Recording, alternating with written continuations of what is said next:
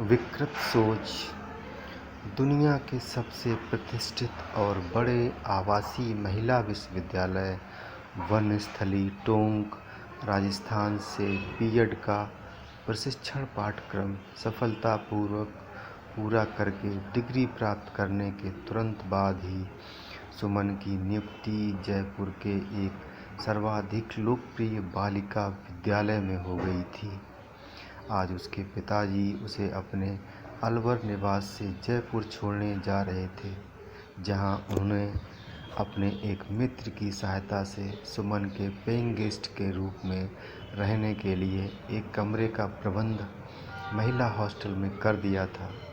बस की गति से कहीं ज़्यादा तेज सुमन का मन उड़ता जा रहा था। उसके कॉलेज का एक सहपाठी मित्र सौरभ भी एक विदेशी बैंक के अधिकारी के रूप में कार्यरत था। सुमन ने उसको सरप्राइज़ देने के विचार से उसे अपनी जयपुर नियुक्ति के बारे में कुछ नहीं बताया था। अगले दिन सुमन के पिता पूरी व्यवस्था करके लौट गए। 2 दिन स्कूल में अपना उत्तरदायित्व व सारी प्रक्रिया समझने के बाद सुमन तीसरे दिन की छुट्टी के बाद हॉस्टल न जाकर सौरभ के बैंक जा पहुंची। सौरभ प्रधान कार्यालय से आए अपने कुछ वरिष्ठ अधिकारियों के साथ मीटिंग में व्यस्त था। बीच में 2 मिनट के लिए आकर इंतज़ार करने के लिए कहकर वापस चला गया था। प्रतीक्षा करती सुमन बहुत असहज महसूस कर रही थी। मीटिंग खत्म होने के बाद सौरभ सुमन को ये कहकर अपने साथ ले गया कि बस अपना घर दिखाकर वो सुमन को हॉस्टल छोड़ आएगा। सौरभ का 3 कमरे का फ्लैट बहुत सुंदर था, पर वक्त काफ़ी हो जाने के कारण सुमन का ध्यान वापसी पर ज़्यादा था, जबकि सौरभ को शायद कोई जल्दी नहीं थी। सुमन बहुत परेशान होने लगी थी। उसने सौरभ से उसे छोड़ आने के लिए कहा, परंतु सौरभ ने उसका हाथ पकड़ लिया और उसको रात वहीं रुकने के लिए जोर देने लगा।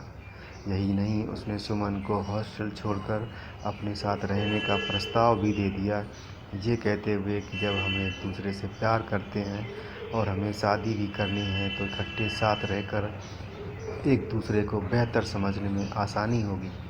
परंतु सुमन ने दृढ़तापूर्वक मना करते हुए कहा, नहीं, ऐसा हरगिज़ नहीं हो सकता। सुमन के स्पष्ट इनकार से अपमानित महसूस करता हुआ सौरभ नाराज़गी भरे स्वर में पूछ बैठा, क्यों? क्या तुम्हें मुझ पर विश्वास नहीं है? प्रश्न पूरा होने से पहले ही सुमन बोल उठी, बात विश्वास की भी होती है, परंतु विश्वास से पहले और बढ़कर बात संस्कारों की होती है, अपने निजी विचारों की होती है, और मेरे विचार में इनसे भी ऊपर सामाजिक मर्यादा की होती है, हमारी संस्कृति वर्जनाओं की होती है। मैं एक शिक्षिका हूँ और शिक्षक तो समाज के निर्माता होते हैं, उचित अनुचित का भेद समझाने वाले होते हैं, अपनी संस्कृति के बीजारोपण करने वाले होते हैं। ये लिव इन हमारी संस्कृति नहीं, बल्कि एक मानसिक विकृति है जो सदियों से संस्थापित और मान सामाजिक नैतिक मूल्यों को दूषित कर रही है, हमारी सुदृढ़ वैवाहिक संस्था को खंडित कर रही है। विवाह संपूर्ण जीवन के लिए एक अटूट विश्वास का बंधन है। इसे आज की मार्केटिंग वाला सूत्र मत बनाओ। पहले इस्तेमाल करें, फिर विश्वास करें कि कमज़ोर नींव पर विवाह के शामियाने मत सजाओ। 2 दिलों को किसी एक्सचेंज ऑफर पर मत टिकाओ। ताश के पत्तों के घर जैसे ढह जाएंगे ये सारे झूठे सपनों के महल। विवाह को प्यार और आपसी विश्वास के धरातल पर ही टिका रहने दो। हर आंधी और तूफान में अडिग, और यदि मेरा विवाह पूर्व तुम्हारे साथ लिव इन में रहना ही तुम्हारी जिद है, तुम्हारे प्यार का आधार या मेरे प्रेम का मापदंड है, तो मुझे ये बिल्कुल भी स्वीकार नहीं है, किसी भी हालत में, किसी भी कीमत पर। और निश्चिंत रहो, मुझे तुम्हें अपने प्यार की भूल को खोने का रत्ती भर भी अफसोस नहीं है, और ना कभी होगा। मुझे खुशी है कि मैं एक विकृत सोच वाले व्यक्ति की जीवन संगिनी बनने से बच गई। कृपया आज के बाद मुझसे किसी प्रकार का संपर्क करने की कोशिश भी मत करना, वरना मुझे अपने परिवार को बताने में या तुम्हारे खिलाफ पुलिस रिपोर्ट लिखवाने में कोई हिचक नहीं होगी।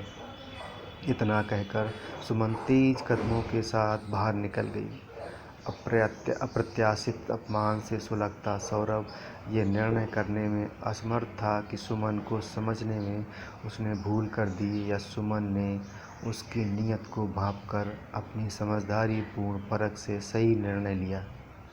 जो भी हो, पर सुमन का प्यार अंधा नहीं था, विवेकहीन नहीं था।